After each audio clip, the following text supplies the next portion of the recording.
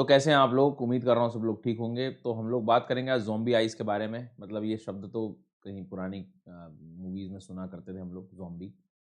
But ठीक है, मतलब क्लाइमेट चेंज में कहाँ आ गया ये, समझते हैं उसको।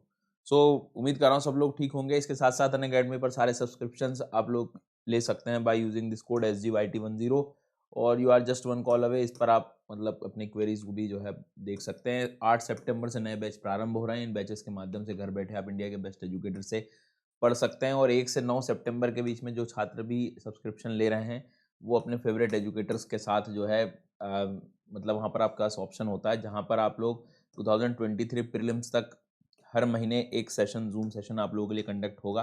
कोई भी क्वेरीज़ वगैरह है तो आप अपने हिसाब से जो है अपनी पढ़ाई को जारी रख सकते हैं। सो सबसे पहले बात करेंगे ज़ॉम्बी आइस। आइस आज के टाइम पे यदि वर्ड आ रहा है तो इट मीन्स दैट कि मान के चलना ग्लेशियर से रिलेटेड है, जो हिममंडल है। हिममंडल का मतलब जो पोलर एरियाज़ वाले जो क्षेत्र हैं, मतलब 1, 2 और एक ये यहाँ पर इधर एशिया वाले हिस्से में भारत के क्षेत्रों में अफ़गानिस्तान और उसके साथ-साथ ताजिकिस्तान रीजन, चीन का कुछ क्षेत्र मतलब हिंदू कुश रीजन, ये 3 ऐसे हैं।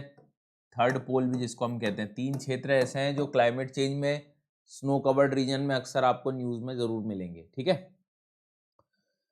तो आज हम बात कर रहे हैं स्पेशली ग्रीनलैंड वाले रीजन के आसपास के क्षेत्रों में भी, कि यहाँ पर कोई एक नई चीज़ ऐसी देखी गई है कि मतलब बड़ा इंटरेस्टिंग पार्ट देखा गया। होता क्या है कि कोई चीज़ जैसे ग्लेशियर के बारे में इन्होंने अक्सर ये देखा था कि ये मेल्ट हो जाते हैं और विंटर सीजन वगैरह शुरू होता है, समय जब शुरू होता है तो वापस ये फ्रीज हो जाते हैं, ठीक है? कुछ ग्लेशियर्स कुछ नया सा दिखाई दिया। अब वो क्या है उसको समझेंगे हम लोग। तो अभी पढ़ेंगे what is zombie ice, how this phenomena work और न्यूज़ में क्यों है, फ्यूचर इवेंट्स क्या हो सकते हैं, इम्पैक्ट क्या हो सकता है, सारी चीज़ें, ठीक है? ज़ॉम्बी आइस ये बस इसीलिए पढ़ा रहा हूँ कि कल को प्रीलिम्स में यदि कभी कुछ पूछ लिया तो परेशान होंगे हम कि क्या चाह क्या रहा है ये, ठीक है? तो ज़ॉम्बी आइस एक्चुअल में एक ऐसा शब्द दिया गया है ग्लेशियर के उस रीजन को जो पिघलने के बाद, सुनना, जो पिघल चुका है अब दोबारा फ्रीज होने का नाम नहीं ले रहा है। मतलब ये कि एक ऐसा आइस का क्षेत्र हो गया है ये कि जितना मेल्ट होना था वो मेल्ट हो गया है। अब जब बारी है कि भाई एक बार फ्रीज हो जाओ दोबारा, तो नहीं हो रहे हैं और मेल्टिंग चल रही है। मतलब आप समझिए कि एक टर्म दिया गया है to a layer of ice that does not allow, जो होने नहीं दे रही है, the accumulation of fresh snow, कि फिर से स्नो वहां पर एक्यूमुलेट हो जाए, फ्रीज हो जाए, ये चीज अलाउ नहीं हो रही है वहां पे, ठीक है? Despite continuing to be the parent ice sheets apart, मतलब सब कुछ होने के बाद भी ये दोबारा जमने का नाम नहीं ले रहे। This is known as zombie. Zombie शब्द को ध्यान रखना, ठीक है? मतलब क्या? Doomed ice, dead ice. Dead ice शब्द का मतलब ये इसीलिए ज़ॉम्बी इस शब्द से लिया है कि निरस जो होता है ना, उसके लिए कई बार ये वर्ड भी यूज कर लेते हैं। कहते हैं यार ये जीवन तो निरस कर लिया जो है, ऐसे। तो अब यहाँ पर मतलब यही है कि यदि एक साइकिल चल रही होती तो सब कुछ सही चल रहा होता कि भाई अल्टरनेट फ्रीजिंग थोइंग चल रहा है, जमना पिघलना। अब ये पिघलने पे ही आ गए हैं, जमना अमना तो बोले ठीक है देख लो। तो ये वैसे है, ये ज़ॉम्बी हाइज इसीलिए हम लोग कह रहे हैं, means committed to increasing the sea levels और बाय मेल्टिंग अवे। मतलब क्या? ये मतलब कमिटमेंट आ गया है भैया इसके अंदर, क्या कि भैया अब तो जो है मैं सी लेवल बढ़ा के दूंगा। कैसे सी लेवल कैसे बढ़ेगा? ग्लेशियर मेल्ट होगा, पिघलेगा, पानी बढ़ेगा समुद्रों में, तो पानी बढ़ेगा तो मतलब जल स्तर बढ़ेगा, वो चीज है। तो ज़ॉम्बी आइस के नए नए तरीके हो सकते हैं। इसको क्या हम डूम आइस कह सकते हैं, डेड आइस कह सकते हैं, ज़ॉम्बी आइस कह सकते हैं, या प्रीलिम्स में आ सकता है कि ज़ॉम्बी आइस ऐसे आइस होते हैं जिन्होंने कमिट कर लिया है कि भैया अब तो सी लेवल्स बढ़ा के रहूंगा, मैं पूरा पिघल जाऊंगा, बात भी नहीं मानूंगा और देख लो फिर अब आप, ठीक है? ये वो चीजें हैं। इसके बाद में जो है हाउ दिस फिनोमेना वर्क्स, कैसे काम करता है, मतलब ऐसे कैसे हो गया ये। तो जैसे सामान्य दृष्टिकोण से देखोगे तो ऐसा लगेगा कि हाँ यार अब विंटर सीजन आ गया, अब तो जम जाना चाहिए था। लेकिन साइंटिस्ट कुछ और ऑब्जर्वेशन करते हैं इसमें। इनका कहना है कि नहीं, ये बातें ऐसी नहीं हैं। इनमें आप लोग यदि ऑब्जर्व करेंगे तो जितना गर्म होना था पृथ्वी को वो काफ़ी हो चुका है। मतलब ऑलरेडी इतने ज़्यादा कर्म हो गए हैं ऐसे कि अब वो उसका असर अभी अपने को दिखना बंद नहीं हुआ, अभी तो असर शुरू हुआ है, ऐसा मानना है इनका। मतलब क्या? क्लाइमेट चेंज, सेम कहानी। मतलब आज की क्लास में हमें एक पॉइंट और मिल गया क्लाइमेट चेंज का, जहां दुनिया ग्लेशियर मेल्ट लिखेगी, हम ग्लेशियर मेल्ट लिखने के साथ एक एग्जाम्पल और दे देंगे, लाइक जो कॉन्सेप्ट है जिसको हम लोग ज़ोंबी आइस कह रहे हैं, ये भी हम कह सकते हैं। कुछ ग्लेशियर्स ऐसे हो जाते हैं जो कमिट कर लेते हैं कि भाई अब मेल्ट ही रहूंगा मैं इस तरह से, ठीक है। So due to climate change glacier ice is melting, ठीक है। Zombie ice does not allow accumulating the fresh snow, zombie ice मान नहीं रहा है, और फाइनली जो है ये ग्लोबल जो राइज है मतलब सी लेवल का, वो तो होना ही होना है। तो ये पूरी स्टोरी जो है इसकी आपको देखने को मिलेगी। ये कुछ इमेजेस ली गई हैं कि जहां पर अब स्नो कवर्ड हो जाना था, लेकिन ये मेल्ट होने की तरफ ही जा रहा है, मतलब इंस्टेड ऑफ कि पूरा फ्रीज हो जाए या इसके आसपास स्नो कवर्ड आ जाए, पर वो ऐसा कुछ हो देखा नहीं गया, मतलब है ना। तो ये एक थोड़ा सा मतलब चिंताजनक बात है कि ये मिशन पर निकले होंगे तो इन्होंने देखा कि भाई इसको फ्रीज होना चाहिए, फ्रीज हो नहीं पा रही है, ऐसी कुछ कंडीशन। अच्छा, न्यूज़ में ये था कि नो डाउट जो रिसेंटली ये कहना चाह रहे हैं कि जो ग्रीनलैंड की आइस शीट है वो ग्लोबल सी लेवल्स बढ़ा देगी, क्योंकि ये पिघल रही है, और लगभग 10 इंच पानी का स्तर बढ़ जाना, समझ रहे हो, 27 सेंटीमीटर जल स्तर बढ़ाने की संभावनाएं हैं ग्रीनलैंड के पूरे मेल्ट वाले, जो अभी जहां जहां ज़ोंबी पैटर्न दिख रहा है। द रीजन इज कि पूरा जो ज़ोंबी आइस है वो पूरा मेल्ट हो जाएगा और वो फाइनली ओशन में ब्लेंड हो जाएगा, मिल जाएगा। इससे होगा क्या, corresponding rise to the global sea level. तो ये न्यूज़ चर्चा में था कि एक डेटा आया था कि भाई इतना समुद्र जो का जो जल स्तर है वो बढ़ जाएगा। रीजन इज ज़ोंबी आइस का होना, मतलब ज़ोंबी जो कि अपने आप में जमने का नाम नहीं ले रहा, बैठा है कि मैं तो पिघल के रहूंगा, देख लो आप।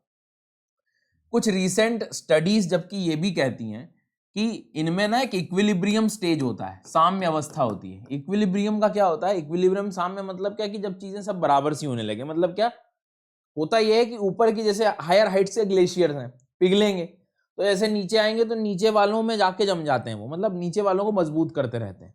एक इक्विलिब्रियम स्टेज आती है कि मतलब जिसको आप कह सकते हो कि परफेक्ट इक्विलिब्रियम स्टेज ये होती है इसमें कि कोई ग्लेशियर मेल्ट हो रहा है हायर हाइट्स का, तो वो बह के नीचे वाले ग्लेशियर्स निचले स्तरों में और मजबूती देता है कि मतलब एकदम से मेल्ट नहीं होती चीजें। लेकिन यहाँ सब गड़बड़ हो रहा है इस बार ना, मतलब चीजें थोड़ी सी अपोजिट दिखाई दे रही।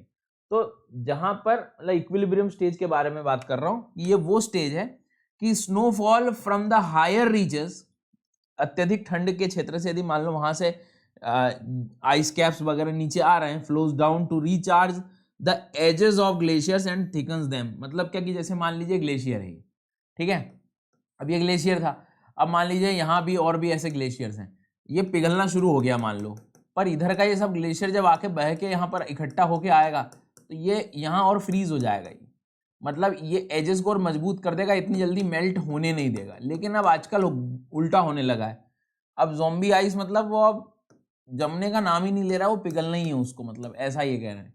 तो बहुत सिंपल सी बात है कि रिसर्च ये तक कहती है कि इक्विलिब्रियम स्टेजेस आती हैं इनमें, लेकिन इक्विलिब्रियम स्टेजेस आने के बाद भी जो है मतलब वो कनेक्शन बन ही नहीं पा रहा है, मतलब वो एजेस जो हैं उनको मतलब वहां से दिखाई दे रहा है कि चीजें पिघलती हुई हमें नजर आ रही हैं।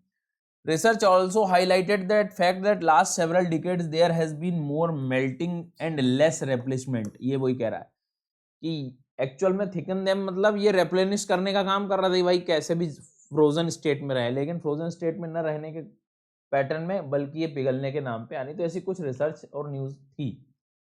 साइंटिस्ट ये प्रोजेक्ट भी ये डाटा काम का सकता है फॉर द मेंस पर्सपेक्टिव, ठीक है, ध्यान रखना ये रिसेंट मतलब चीजें आप कर सकते हो कि साइंटिस्ट ये प्रोजेक्ट करते हैं कि 3.3% ग्रीनलैंड का टोटल आइस यदि मेल्ट हो जाता है, मतलब हो ही जाएगा आज के इस करंट सिचुएशन को देखते हुए 3%, अब मतलब इतने में ही जो है हम कितने इंचेस का पानी जो है बढ़ा रहे हैं, और इतना यदि बढ़ जाएगा तो फिर तो आपको पता है कि गड़बड़ी तो जो है बढ़ने वाली। अच्छा, इससे होगा क्या, इससे ये होगा कि UN Atlas of the ocean ये कहता है कि 10 में से जो बड़े 8 शहर हैं, 10 बड़े शहरों में से 8 ऐसे शहर हैं जो किनारों पर हैं, बड़े बड़े शहर पढ़ते रहते हैं हम, और आपको पता है तो यू कैन कमेंट, आप एग्जांपल्स मुझे बता सकते हैं।